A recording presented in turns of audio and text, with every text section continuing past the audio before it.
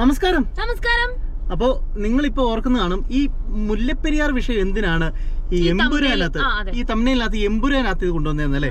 അപ്പൊ ഞങ്ങൾ ഇന്ന് സിനിമ കണ്ടു. ഞങ്ങൾക്ക് 6 മണിയുടെ ഷോയ്ക്ക് കിട്ടിയില്ല, നമുക്ക് ടിക്കറ്റ് കിട്ടിയില്ല. 11:30 ഷോയ്ക്കാണ് ഞങ്ങളിപ്പോ കണ്ട് ഇപ്പൊ ഇറങ്ങിയതേ ഉള്ളൂ. അപ്പോൾ ഞങ്ങൾക്ക് തോന്നിയ കുറച്ച് കാര്യങ്ങളാണ് ഇന്നത്തെ പറയുന്നത്. എന്തായാലും നമുക്ക് നേരെ മാറ്ററിലേക്ക് കിടക്കാം. അതായത് കണ്ടു കഴിഞ്ഞപ്പോൾ ഒരുപാട് സന്തോഷം തോന്നി കേട്ടോ. അതായത് ആണൊരുത്തൻ മലയാള സിനിമയിൽ ഉണ്ടല്ലോ എന്നോർത്തുകൊണ്ട് അഭിമാനം തോന്നിയ ഒരു നിമിഷം.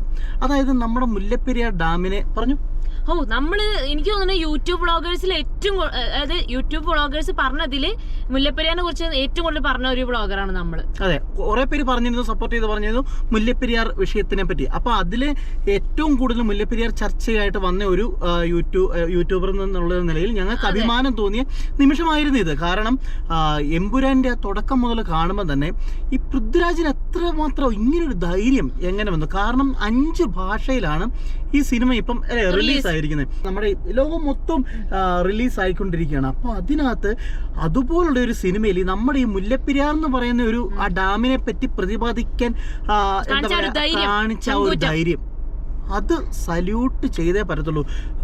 പൃഥ്വിരാജ് ഒരുപാട് നന്ദിയുണ്ട്, ഒരുപാട് നന്ദിയുണ്ട്. കാരണം ഞങ്ങൾ ഈ ഇടുക്കിക്കാരും കൂടെ ആയതുകൊണ്ട്, ഞങ്ങൾ ഈ മുല്ലപ്പെരിയാറിന് ചോട്ടി കിടക്കുന്ന ആൾക്കാരും കൂടെ ആയതുകൊണ്ട് ഞങ്ങൾക്ക് ഇങ്ങനെ ആ സിനിമയിലൂടെ കേട്ട് കഴിയുമ്പോൾ ഉണ്ടല്ലോ രോമാഞ്ചമാണ്. കാരണം അതിനകത്ത് പ്രത്യേകിച്ച് പറയുന്നുണ്ട് കേട്ടോ. കാരണം എനിക്ക് ആദ്യം തൊട്ട് പറയുന്നുണ്ട്, പിന്നെ അവസാനം പറയുന്നുണ്ട് ഈ മുല്ലപ്പെരിയാർ എന്ന് പറയുന്നത് അത് ഏത് രീതിയാണ്, ഇപ്പൊ അതിന്റെ അവസ്ഥ എന്താണ്. ആ ഡാമിന്റെ കരാർ എത്ര വർഷമാണ്? 999 അതിനകത്ത് മഞ്ജു വാര്യർ അതിനകത്ത് എല്ലാ കാര്യങ്ങളും പറയുന്നുണ്ട്, എല്ലാം പ്രതിപാദിക്കുന്നുണ്ട്. ഇങ്ങനെ ഒരു കാര്യം വിളിച്ചു പറയുമ്പോൾ ഈ സിനിമ തമിഴ്നാട്ടിൽ ഓടുമ്പോൾ തമിഴ്ക്കാരുടെ ഒരു ചേതോ വികാരം എന്തായിരിക്കും ചിന്തിച്ചിട്ടുണ്ടോ? ഞാനത് കണ്ടപ്പോഴേ ശ്രീയാനോട്, ശ്രീയേട്ടാ ഇത് തമിഴ്നാട്ടിൽ റിലീസ് ഇല്ലത്. അതെ, തീർച്ചയായിട്ടും ഞങ്ങൾക്ക് അങ്ങനെ തോന്നി. കാരണം അതാണ് ആ പൃഥ്വിരാജ് എന്ന് പറയുന്ന ആ നടന്റെ ഒരു കോൺഫിഡൻസ്, അത് ആ ഒരു ധൈര്യം സമ്മതിച്ചാൽ പറ്റത്തുള്ളൂ. അതുകൊണ്ട് നിങ്ങൾ ഓരോരുത്തരും, നമ്മൾ മലയാളികൾ ഓരോരുത്തരും നിങ്ങൾ ഈ സിനിമ പോയി കണ്ടിരിക്കണം. അതിനകത്ത് പ്രത്യേകിച്ച് ഇപ്പം ഈ എന്നാ പറയുക, ഈ സിനിമയെ പറ്റി ഒരുപാട് റിവ്യൂ എന്ന് പറഞ്ഞാൽ ഒരുപാട് പേര് പറയുന്നത് കാണുമായിരിക്കും. പക്ഷെ ഞങ്ങൾ പറയാൻ ഉദ്ദേശിച്ച ഈ ഒരു പോർഷൻ ആയിരുന്നു. കാരണം ഇത് പറയാൻ ആൾക്കാർ കാണത്തില്ലായിരിക്കും. ഇതിപ്പോ ഈ ലോകം മൊത്തം എത്തിയില്ലേ ഈ ഒരു മെസ്സേജ്, ഈ മുല്ലപ്പെരിയാറിന്റെ അവസ്ഥ എന്താ. എന്നിട്ട് പല യൂട്യൂബർമാർ ഈ ഒരു കാര്യം ആരും നിങ്ങളുടെ അടുത്ത് പറഞ്ഞോ? ഇല്ലല്ലോ. നിങ്ങളൊന്ന് പോയി കണ്ടു നോക്ക്, മുല്ലപ്പെരിയാറുണ്ട് അതിനകത്ത്. അതെന്തുകൊണ്ടാണ് പല വ്ളോഗർമാരും എന്താ പറയുക സിനിമ റിവ്യൂ ചെയ്യുന്നവർ ഈ കാര്യങ്ങൾ എന്താ പറയാതെ? അവർക്ക് എന്താ പേടിയോ? പല ചാനലുകാരുണ്ടല്ലോ ഇതിനെപ്പറ്റി റിവ്യൂ ചെയ്യുന്നത്. എന്തുകൊണ്ടാണ് അവർ ഈ മുല്ലപ്പെരിയാർ എന്ന് പറയുന്ന ഒരു ചർച്ച, ആ ഒരു വിഷയം ഇതിനകത്ത് പ്രതിപാദിക്കാത്ത എന്തുകൊണ്ടാണ്? അതെ, പൃഥ്വിരാജ് അതിനുള്ള ധൈര്യം കാണിച്ചില്ലേ? നിങ്ങൾ അതിന്റെ 4-ൽ 1 കാണിക്കണ്ടേ? അപ്പൊ അതുകൊണ്ടാണ് ഞങ്ങൾ അതിനെപ്പറ്റി, സിനിമയെപ്പറ്റി വരാം, അതിനേക്കാൾ കൂടുതൽ ഞങ്ങൾ പറയാൻ ആഗ്രഹിച്ച് ഈ ഒരു കാര്യമാണ്. അപ്പൊ അതുപോലെ തന്നെ ഈ പടം തുടങ്ങുമ്പോൾ തന്നെ മഞ്ജു വാര്യർ പറയുന്നുണ്ട് 999 വർഷമാണ് ഇതിന്റെ കരാർ എന്ന് പറയുന്നത്. ഈ ഒട്ടും സുരക്ഷിതമല്ലാത്ത ഈ ഡാമിന്റെ കീഴിലാണ് നമ്മൾ ഈ എന്താ പറയുക സ്ഥലത്തിന്റെ പേരിന് നെടുമ്പള്ളി അതിനകത്ത് പറഞ്ഞേക്കുന്നത് നെടുമ്പള്ളി, സ്റ്റീഫൻ നെടുമ്പള്ളി, അതായത് നെടുമ്പള്ളി ഡാം എന്നാണ് അതിനകത്ത് പറഞ്ഞിരിക്കുന്നത്. പക്ഷേ ചോറുണ്ണുന്ന മലയാളികൾക്ക് എല്ലാവർക്കും അറിയാം അത് ഏത് ഡാമാണെന്നും, മുല്ലപ്പെരിയാർ ഡാമാണെന്നും 999 എന്ന് പറയുമ്പോൾ എല്ലാവർക്കും അറിയാം. അതിനകത്ത് ഏറ്റവും വലിയ വേറൊരു കാര്യം കേട്ടോ, അതുകൂടെ പറഞ്ഞതിന് ശേഷം വെച്ച് പറഞ്ഞു. അതായത് എനിക്ക് ഏറ്റവും ഇഷ്ടപ്പെട്ടതെന്നല്ല, ആ ഒരു കാര്യം, ആ ഒരു ഗൗരവം, ഈ നമ്മുടെ മുല്ലപ്പെരിയാർ ഡാം കേരളത്തിൽ എത്രമാത്രം ഭയാനകമായിട്ടാണ് നിൽക്കുന്നതെന്നുള്ള ഒരു കാര്യം അതിനകത്തെ വില്ലൻ നായകനോട് പറയുന്നുണ്ട് ഏറ്റവും അവസാനം. അതിനകത്തെ വില്ലൻ നായകനോട് പറയാണ് ഈ ഡാമിന്റെ 4 ഷട്ടർ, അതായത് നായകനോട് പറയാണ്, നിങ്ങളെ നീ എന്താ പറയുക, നീ കേരളത്തെ രക്ഷിക്കാൻ വേണ്ടി അധികം ഒന്നും നീ ഒന്നും ചെയ്യൊന്നും വേണ്ട, നിങ്ങൾ ചെയ്യുകയും വേണ്ട, അതിനുള്ള പണിയാ എനിക്കറിയാം. എടോ, നിങ്ങളുടെ ഡാമിൻ്റെ 4 ഷട്ടർ തുറന്നു കഴിഞ്ഞപ്പോഴത്തേക്കും നിങ്ങളുടെ കേരളം മൊത്തം മുങ്ങി. അപ്പം ആ ഡാം ഞാനങ്ങ് ഒരു ബോംബ് വെച്ച് അങ്ങ് പൊട്ടിച്ചു കഴിഞ്ഞാലത്തെ അവസ്ഥ എന്തായിരിക്കും എന്ന് ചോദിക്കുക. അപ്പൊ ആ ഒരു കാര്യം വരെ ഏറ്റവും ലാസ്റ്റ് പറയുന്ന ആ സംഭവം വരെ ഒന്ന് ഓർത്ത് നോക്കി. ആ ഒരു ധൈര്യം, പൃഥ്വിരാജിന്റെ ആ ഒരു ധൈര്യം, ഇത് തമിഴ്നാട്ടിലൊക്കെ റിലീസ് ചെയ്യുന്നതിന്റെ ആ ഒരു അവസ്ഥ ഒന്ന് ഓർത്ത് നോക്കി. അവരുടെ ആ ഒരു എന്തായിരിക്കും അവസ്ഥ? ബാക്കിയുള്ളവരാണ് വെട്ടിക്കളച്ചില്ല, നമുക്കത് വേണ്ട, നമുക്ക് ആ ഒരു ആൾക്കാരെ നമുക്ക് വേണമെന്ന് ഓർത്തുകൊണ്ട് വിടുന്നത്. അപ്പൊ അതെല്ലാം പോട്ടെ, ഇങ്ങനെയുള്ള കുറെ കാര്യങ്ങളാണ് ഞങ്ങൾക്ക് അതുകൊണ്ട് റൊമാൻറ്റിഫിക്കേഷൻ ആണ്. പിന്നെ നമുക്ക് നേരെ സിനിമയിലേക്ക് കടക്കാം. പിന്നെ ഒരു കാര്യം കൂടെ പറയാം, രാഷ്ട്രീയ കളികളൊക്കെ നന്നായിട്ട് പറയുന്നുണ്ട് ഇതിൽ. തീർച്ചയായും അതാ പറഞ്ഞ് നമുക്ക് സിനിമയിലേക്ക് കടക്കാം. ഇനി സിനിമ എന്ന് പറഞ്ഞു കഴിഞ്ഞാൽ ഒരു സാധാരണ പ്രേക്ഷകരെ സംബന്ധിച്ച് ഇപ്പൊ ഞങ്ങൾ ഈ സിനിമ ക്രിട്ടിസൈസ് ചെയ്യുന്ന അങ്ങനെ ആൾക്കാരല്ല, സാധാരണക്കാര് അങ്ങനെ ഒരു ആൾക്കാർ സിനിമയ്ക്ക് കയറുമ്പോൾ ഉള്ളൊരു അവസ്ഥ എന്ന് പറഞ്ഞു കിട്ടില്ല. രോമാഞ്ചിച്ച് ഞാൻ സീരിയൽ ഇടയ്ക്കിടയ്ക്ക് എനിക്ക് എണീറ്റ് കൈയടിക്കാൻ തോന്നി. പിന്നെ നമ്മള് വൗ ഫാക്ടേഴ്സ് എനിക്ക് ഒരുപാട് തോന്നിയിട്ടുണ്ടായിരുന്നു. അതായത് ഒറ്റ ചോദ്യം ഞാൻ, ലൂസിഫർ ആണോ എമ്പുരാനാണോ നല്ലത്?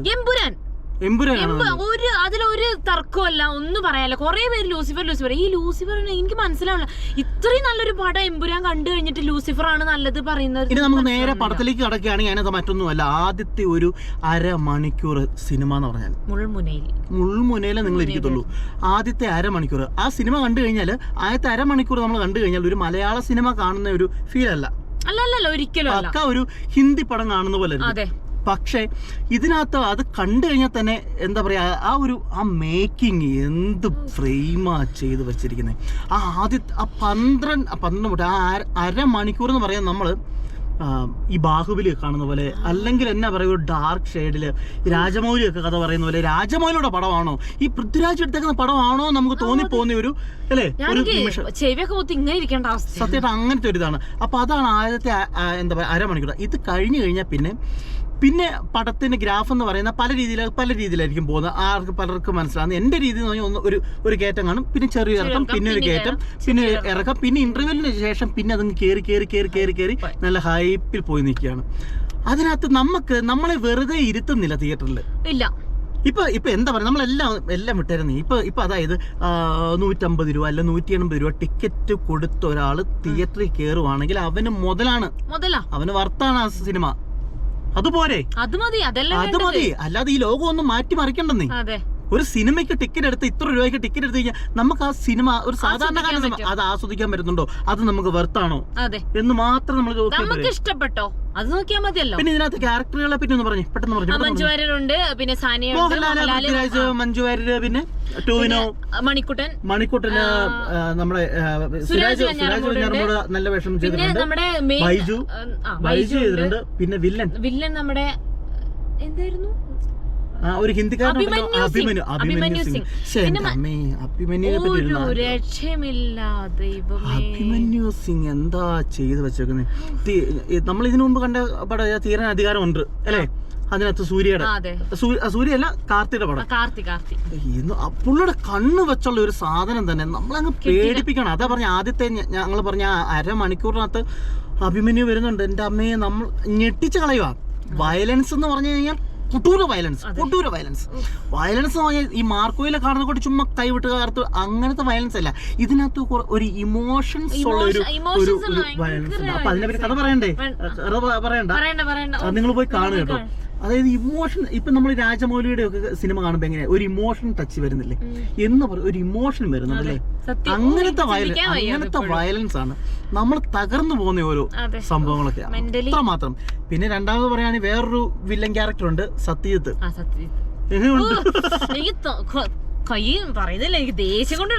സത്യജിത്ത് എന്റെ അമ്മ ഇല്ല, ഒരു ഹിന്ദുതാണ്ടാണത്. കിട്ടില്ലൻ ഒരു സിനിമയിലും ടെലിവിഷനും എല്ലാം ആക്ട് ചെയ്തിട്ടുള്ള, പക്ഷെ ചെയ്ത് വെച്ചേക്കുന്ന സംഭവം ഒന്നും പറയാനുള്ളതാ. ശരിക്കും ദേഷ്യം വരും അവനോട്. പിന്നെ രണ്ടാമത് അടുത്തൊരു കാര്യം എന്ന് പറഞ്ഞു കഴിഞ്ഞാൽ എനിക്ക് തോന്നിയത് മ്യൂസിക് എങ്ങനെ ഉണ്ടായിരുന്നു. മ്യൂസിക് കുഴപ്പമില്ല. മ്യൂസിക് എനിക്ക് തോന്നിയെന്ന് പറഞ്ഞു കഴിഞ്ഞാൽ ഇപ്പൊ പലർക്കും ഇപ്പൊ ഇത് അതാ പറഞ്ഞ സാധാരണക്കാർ ഇപ്പൊ നമ്മളിപ്പോ ഒരു സിനിമ കാണുമ്പോൾ ഇതൊന്നും നമ്മളെ ഒന്നും ചർച്ചയിൽപ്പെടുന്ന കാര്യമേ അല്ല. അത് ആ രീതിയിൽ ആ താളത്തിലും കണ്ടുപോക്കുള്ളൂ അല്ലേ. പക്ഷെ എന്നാൽ അതിനെപ്പറ്റി തുറന്നു പറയുകയാണെങ്കിൽ കുറച്ചുകൂടെ ആവാമായിരുന്നു. ഈ ഒരു സിനിമ എനിക്ക് തോന്നുന്നത് ദീപക് ദേവിന് കൊടുത്തതിനേക്കാളും വേറൊരാൾക്ക് കൊടുത്തിരുന്നെങ്കിൽ കുറച്ചുകൂടെ ബെറ്റർ ആയനെ അല്ലേ. ഇപ്പം അനിരുദ്ധ അങ്ങനെയുള്ള അല്ലെ സുഷിൻ ശ്യാമിനെ പോലുള്ളവർക്കോ അപ്പൊ അങ്ങനെ കൊടുക്കുവാണെങ്കിൽ അതിൻ്റെതായ അങ്ങനെ കൊടുക്കുവാണെങ്കിൽ അതിൻ്റെതായ വേറൊരു തലത്തിലേക്ക് പടം പോയതിന്, വേറൊരു തലത്തിലേക്ക്. കാരണം എടുത്തു വെച്ചിട്ടുണ്ട് പൃഥ്വിരാജ്. ഫ്രെയിം എന്ന് പറഞ്ഞു കഴിഞ്ഞാൽ ഓരോന്നും എടുത്തു വെച്ചിട്ടുണ്ട്. അപ്പൊ അതിന് പറ്റിയ ഒരു ഇമ്പാക്ട് ഉള്ള ആ ഒരു മ്യൂസിക്, അതാണ് നമുക്ക് നഷ്ടമായി പോകുന്നത്. ഇപ്പൊ നിങ്ങൾ ഇത് പോയി കണ്ടിട്ട് ഇതിനാണോ മ്യൂസിക്കിന് ഇവര് കുറ്റം പറയുന്നത് നിങ്ങൾ ഓർക്കുമോ? പക്ഷെ അതല്ല, ഇപ്പം ഉള്ള സിനിമയെക്കാട്ടിലും ഗ്രാഫ് പിന്നെയും കൂടിയേനെ. അതായത് ദീപക് ദേവിനെ മാറ്റി വേറൊരാളെ ആക്കിയിരുന്ന നല്ലൊരാളെ ആക്കിയിരുന്നെങ്കിൽ ഗ്രാഫ് ഇതിലും മേളിൽ പോയേനെ, ആ രീതിയിലായേനെ. അപ്പൊ ഈ ഒരു കാര്യമാണ്. Camera shot Sujith Vasudevan camera ചെയ്ത് വെച്ചിരുന്നത്. സുജിത് വാസു ഒരു